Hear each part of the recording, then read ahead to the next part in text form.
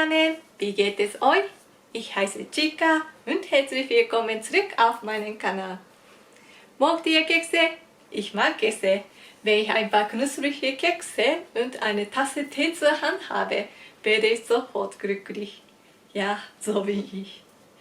Noch besser finde ich es aber, wenn die Kekse nicht einfach nur aus Zucker und Mehl bestehen, sondern aus Superfood. So braucht man kein schlechtes Gewissen zu bekommen, wenn man etwas nascht. Daher zeige ich euch heute meine Matcha-Kekse. Matcha enthält viele gesunde Inhaltsstoffe wie Vitamine, Eisen, Calcium und Kalium. Wer mehr darüber wissen will, ich habe ein paar Links unter meinem Video hinzugefügt. Also, wenn euch mein Rezept gefällt, bitte sagt mir Bescheid. Über Kommentare freue ich mich immer sehr. Vielen Dank und fangen wir an. Hier habe ich 60 Gramm Haferflocken vorbereitet, natürlich ohne Zuckerzusatz. Für meine Kekse verwende ich kein Weizenmehl. Haferflocken sind das hochwertige Lehrgetreide und sehr gut. Um es im Pulver zu verwandeln, verwende ich meinen Stabmixer. Es dauert nur ein paar Minuten. Danach sieht es so aus. Als nächstes mische ich alle Zutaten. Zuerst die gemahlenen Haferflocken, danach der braune Zucker und zum Schluss das Matcha. Bevor es weitergeht, vermische ich die Zutaten kurz. Die grüne Farbe soll sich gleichmäßig verteilen. Gut. Jetzt gebe ich etwas Olivenöl hinzu. Damit werden die Kekse schön knusprig.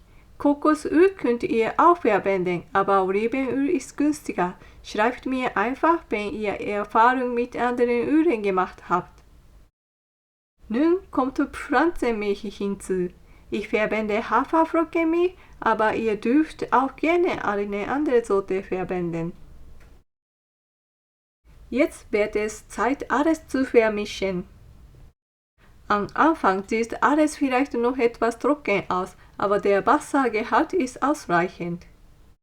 Macht euch keine Sorgen. Habt einfach etwas Vertrauen und Geduld. So sollte der Teig am Ende etwa aussehen. Für den nächsten Schritt nutze ich ein Stück Frischhaltefolie.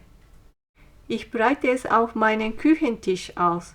30 bis 40 cm reichen hierfür aus. Jetzt kann der Teig darauf geschüttet werden. Wenn alles in Form gebracht ist, wird der Teig verpackt. Es sollte in etwa so wie eine Gurke aussehen. Danach lege ich den Teig für etwa 30 Minuten in das Tiefkühlfach. Das reicht. Mit dem abgekühlten Teig geht es 30 Minuten später weiter. Er wird nun in ungefähr 4 mm dicke Scheiben geschnitten. Da der Teig im Tiefkühlfach war, kann es sein, dass ihr euch etwas Mühe geben müsst. Erstes Stück geschafft, zweites Stück geschafft und so weiter.